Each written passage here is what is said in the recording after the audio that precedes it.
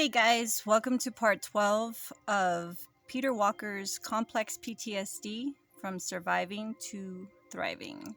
And we left off with the Tao of self-relating and relating to others. So we'll start there.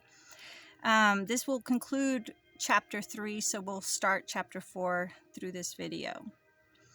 One thing I wanted to share that's really been making itself clear, which is pretty exciting, is that the work I'm doing here, especially the last couple of videos, the second to last one was really hard, but I was able to accomplish it without tears or over emotion or without being overly triggered. So I'm realizing that the more I delve into this, the more the unconscious that has caused so many triggering reactions will slowly start to be open wide into actual new experiences. So that's pretty exciting. So keep up the good work and know that by this time next year, if we complete this work, life should be a lot easier and a lot more filled with creativity and wonder. Okay, now here we are. The Tao of self-relating and relating to others. Recovering is therefore enhanced on every level by safe human help. Once again, however, survivors with especially harsh betrayal histories may need to do a great deal of work on other levels before they are ready to risk the vulnerability of opening to relational help. Relationships. Nonetheless, deep level recovering as well as healthy human being is typically a vacillating blend of self-help and help from others. Relational work helps heal the initial wound of family abandonment, and self-work decreases the self-abandonment that occurs between the child because the child was forced to imitate his parents' abandonments of him. Now that's really important and I fumbled it, so let me restate that. Relational work helps heal the initial wound of family abandonment, and self-work decreases the self-abandonment that occurs because the child was forced to imitate his parents' abandonment of him. So when we go into certain triggering reactions, we are without able to help it. If you're in the dark of your shadow work and you're not working on it, in those triggering moments, you're going to revert back to whatever it was that you learned as a child on how to respond to stressors. That can be a huge relationship ruiner. I can't even say that word. Ruins relationships. So this is why it's so important to do this work. The more time you practice the various techniques of self-care described throughout this book, the less time you spend in self-abandonment. With enough persistence, self-care becomes an invaluable, irreplaceable habit. So just like we've had the habit of being unconscious in our behavior and haven't been able to have the responsibility to finally get to this point where we're looking at everything, we're processing everything so that it no longer can attack us. That can become a habit until it's no longer needed because you're no longer reacting or living in the past. You're in the moment. In advanced recovery, self-help and relational help blend in an all-important Tao. A Tao is a yin-yang combination of opposite and complementary forces. The Tao of relational recovery involves balancing healthy independence with a healthy dependence on others. We are not islands. We are meant to be open and come from the heart.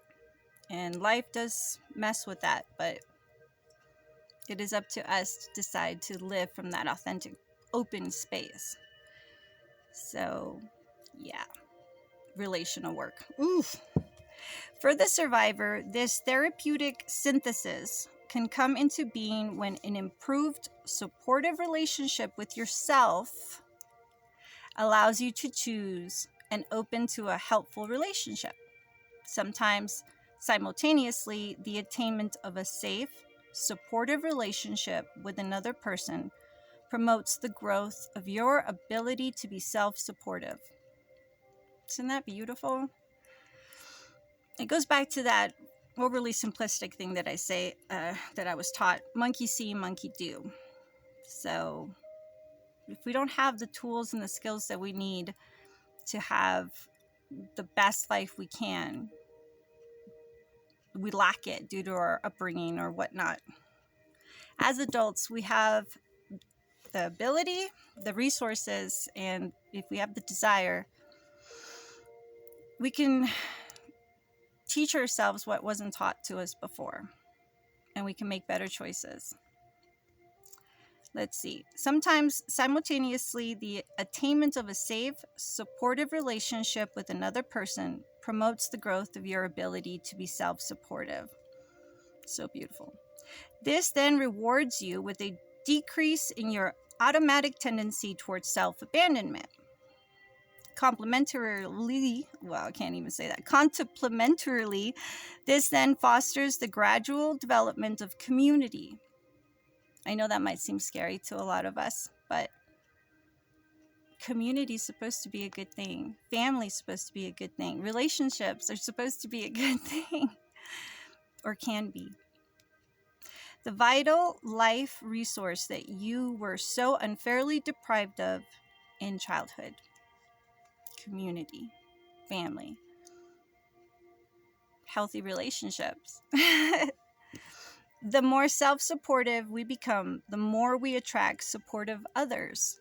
The more we are supported by others, the more we can support ourselves. Sometimes we get initiated into this dynamic Tao by our own efforts. Sometimes by the grace of finding a supportive friend or a professional helper. For many of us survivors, a considerable amount of self-help work has to take place before we are able to be open to relational support, before we become discerning enough to choose truly safe and helpful support. And the hard reality of it is that if you look around your circle and you realize that you're not being supportive and that they're not safe and that, well, it doesn't have anything to do with so much them as the choices you're making. And once again, if you're here, good job and good on you. Because it's by doing the self-help work, the shadow work, they will be able to see those type of people that would do us harm from a mile away and be able to, again, simple as it is, make better choices. Okay, now for chapter 4. The progression of recovering. Signs of recovering. Effective recovery work leads to an ongoing reduction of emotional flashbacks. Over time, with enough practice, you become more proficient at managing triggered states. This, in turn, results in flashbacks occurring less often, less intensely, and less enduringly. Another key sign of recovering is that your critic begins to shrink and lose its dominance over your psyche. Feel the relief. As it shrinks, your user-friendly ego has room to grow and to develop the kind of mindfulness that recognizes when the critic has taken over. This, in turn, allows you to progressively reject the critic's perfectionistic and drasticizing processes. And remember that drasticizing is like when everything is like completely effed or it's completely awesome. Like there's no middle, where everything is always this and never that. So that's the type of behavior we start to move away from mentally. More and more, you stop persecuting yourself for normal foibles. Try saying that twice fast. Normal foibles. Additionally, you perseverate. I don't know what that word means. You perseverate less in disappointment about other people's minor miscues. Now, a miscue would be where you thought something was understood that wasn't. Hi, kitty. A further sign of recovering is a gradual increase in your ability to relax. Relax. Hi, kitty. This further allows you to use your... Oh, wait. Hold on. Let me show you kitty. There's kitty. This is Rosie Sage. She's young and new to the family. Hi, baby girl. She's like 7 months. All right. A further sign of recovering is a gradual increase in your ability to relax. With this comes an increasing ability to resist overreacting from a triggered position. This further allows you to use your fight, flight, freeze, and fawn instincts in healthy and non-self-destructive ways. Because, yeah, we keep thinking of fight, flight, freeze, and fawn as or dysfunction, but we forget, don't we, that those are actually there for our protection. And when we start getting rid of all those triggers because we process and look at everything, then we're able to use fight, flight, freeze, and fawn for our good, not for our survival. For our thriving, not our survival. This means you only fight back when under real attack. Only flee when odds are insurmountable. Only flee when odds are insurmountable. Only freeze when you need to go into acute observation mode. That sounds exciting. And only fawn when it is appropriate to be self-sacrificing. Those are huge things. I'm going to read that again because seriously, we know what fight, flight, flee, and fawn is in the negative and how it affects us very badly. But this would mean that you only fight back when you're under real attack. No more traumas and dramas. You only flee when odds are insurmountable. So, yeah, only freeze when you need to go into acute observation mode. Sounds very scientific and awesome. And only fawn when it is appropriate to be self-sacrificing. Beautiful. An alternative way of describing this decrease in overreacting is that you have a good balance between the polar opposites of fight and fawn. An alternative way of describing this decrease in overreacting is that you have a good balance between the polar opposites of fight and fawn. Nicely stated. As this becomes increasingly realized, you vacillate healthily between asserting your own needs and compromising with the needs of others. A further example of decreased reactivity is seen in a more balanced movement between the polar opposites of fight and freeze. This manifests as an improving equilibrium between doing and being, between sympathetic and parasympathetic nervous system arousal, and between left and right brain processing. The importance of balancing the fight, fawn, and fight, freeze polarities within yourself is explored in greater detail at the end of Chapter 6. Let's see. Deep level recovery is also evidenced by you becoming gradually more relaxed in safe enough company. This in turn leads to an increasing capacity to be more authentic and vulnerable in trustworthy relationships. And that's where we get to live from the most when we're vulnerable and our heart chakra is open.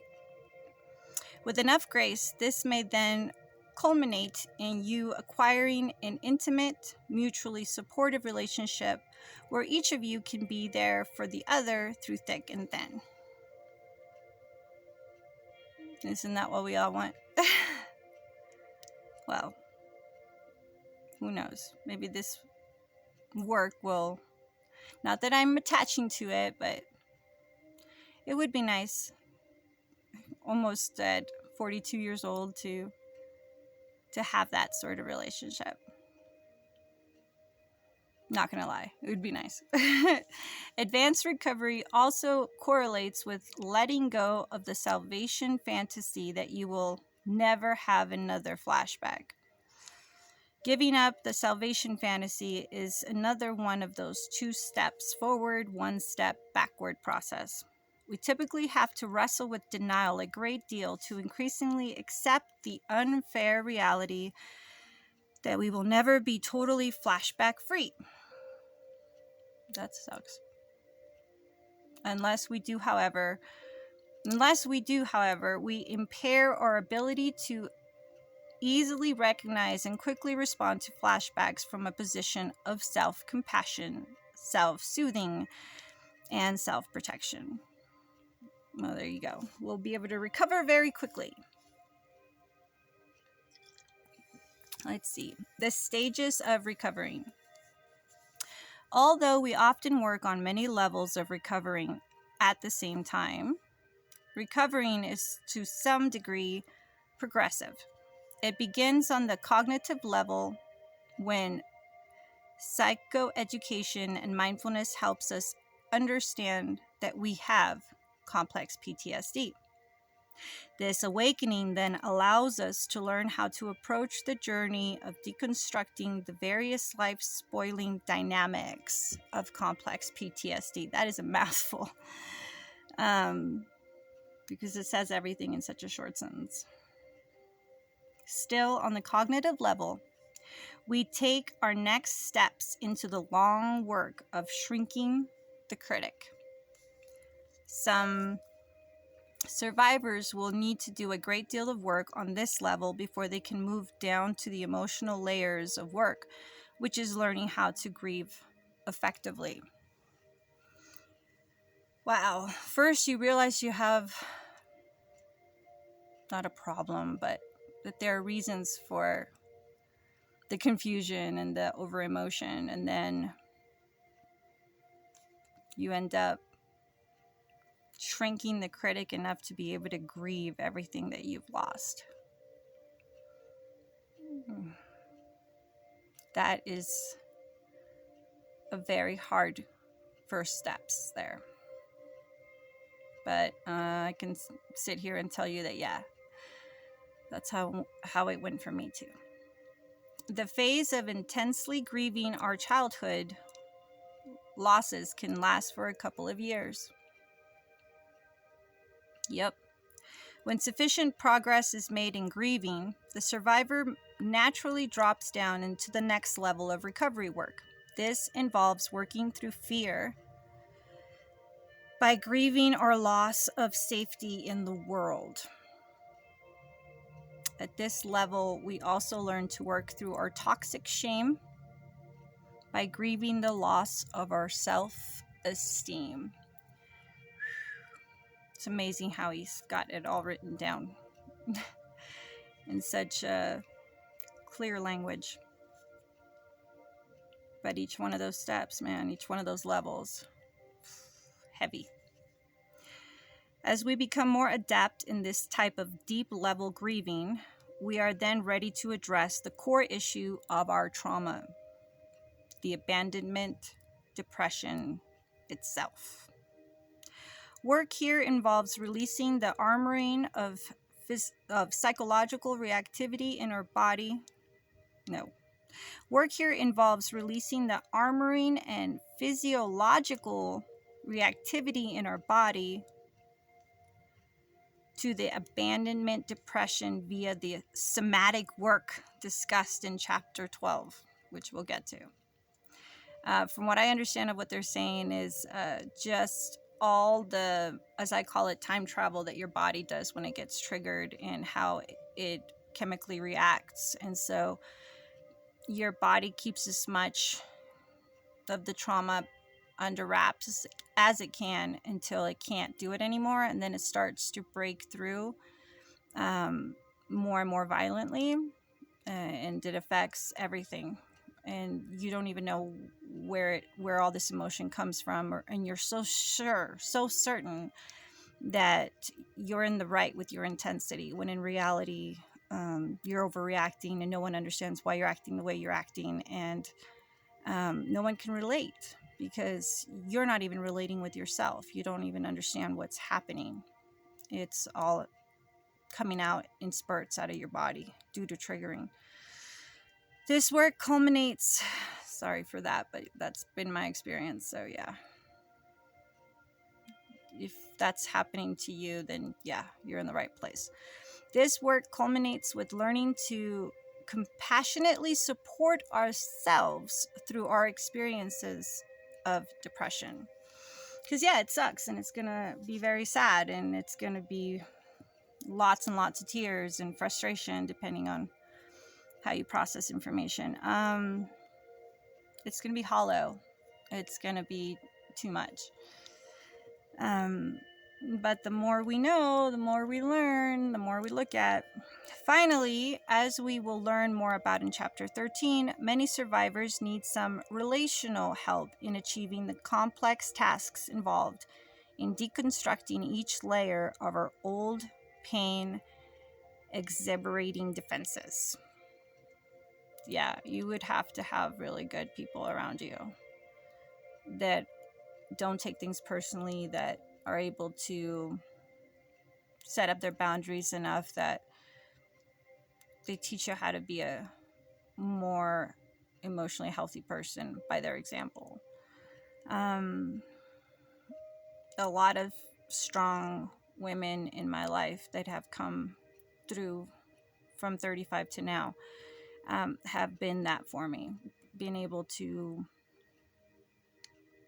be compassionate and at the same time not put up with my shit. Like, they'll point it out. And so that's how that relational help from the outside starts to help us.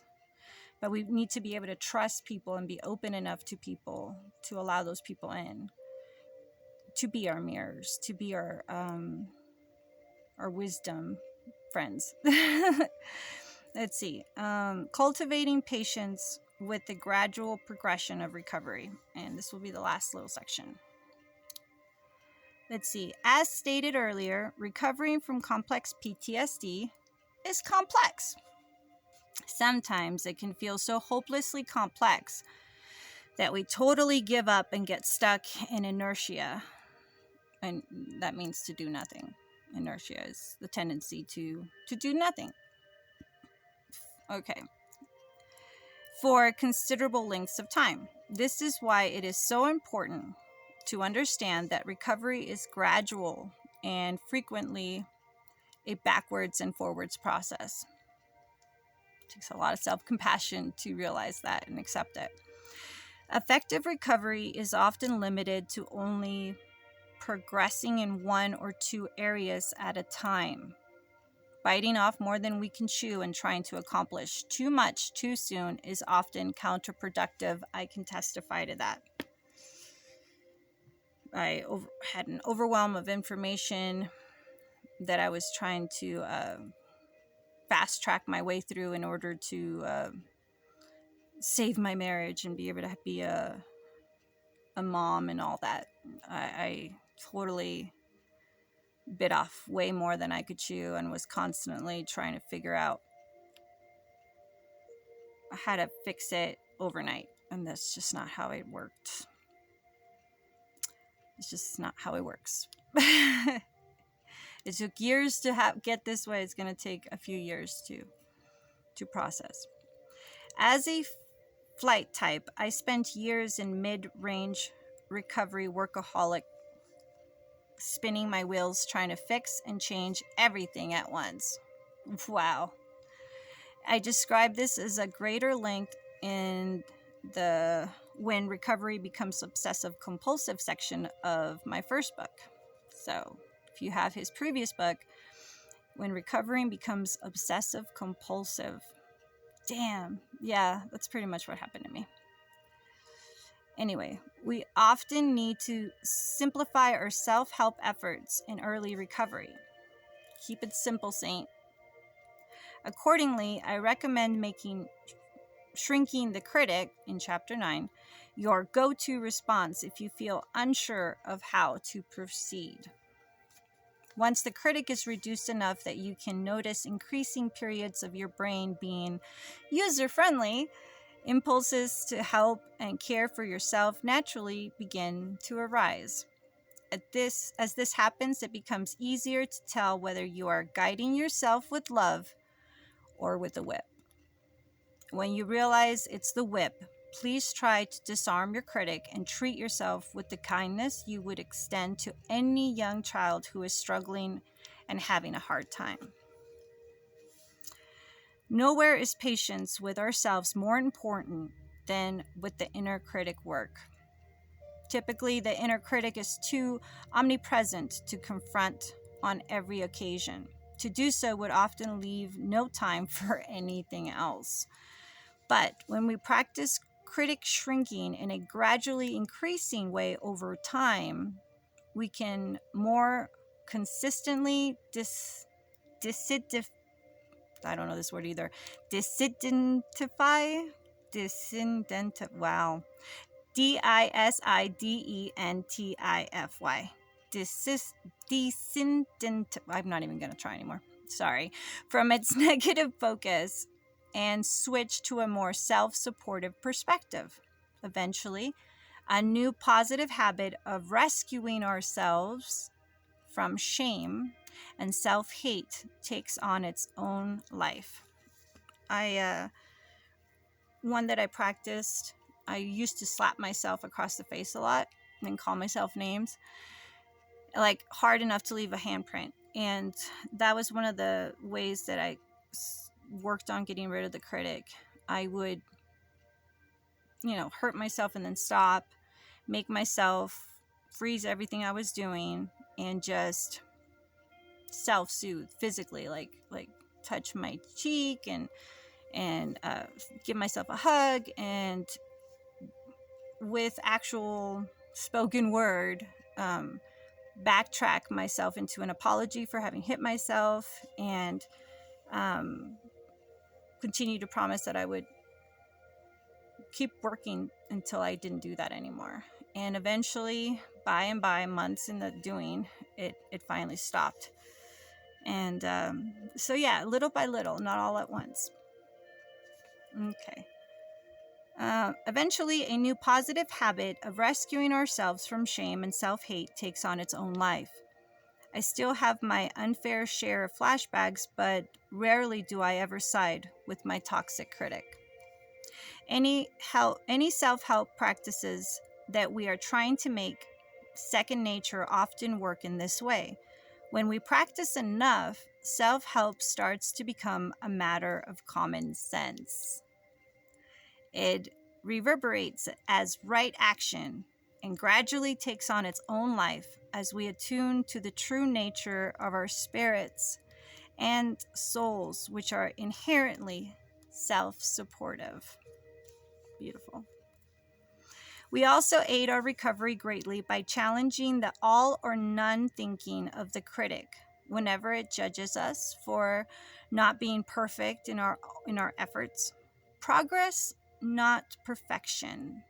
Progress, not perfection, is a powerful mantra for guiding our self-help recovery efforts.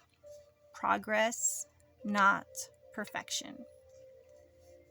Moreover, as recovering progresses, and especially as the critic shrinks, the desire to help yourself, to care for yourself, becomes more spontaneous. This is especially true when we mindfully do things for ourselves in a spirit of loving kindness. As such, we can do it for the child we were, the child who was deprived through no fault of her own. And we can do it because we believe every child, without exception, deserves loving care. Finally, if the reader is like I was in the past and has no overall perspective on his suffering, he may feel like he is spinning his wheels on one icy patch of road after another. I have decades of trying everything under the sun with what felt like a deepening sense of futility and effectiveness. Gratefully, I eventually reached an invisible critical mass and realized I had actually come a long way. I had acquired quite a few pieces in this puzzle of recovery and only needed to organize them into a map to move along further. As such, I have designed a ground plan that has helped me, my clients, and website respondents to make sense of their suffering and to see how to effectively reduce it. No more suffering, no more suffering.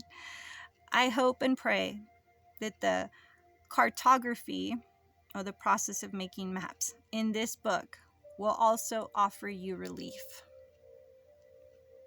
And I know I said I was going to stop. No, I will. Okay, next up on part 13 will be surviving versus thriving. And that's what we will pick up. All right, love you guys. Hasta luego.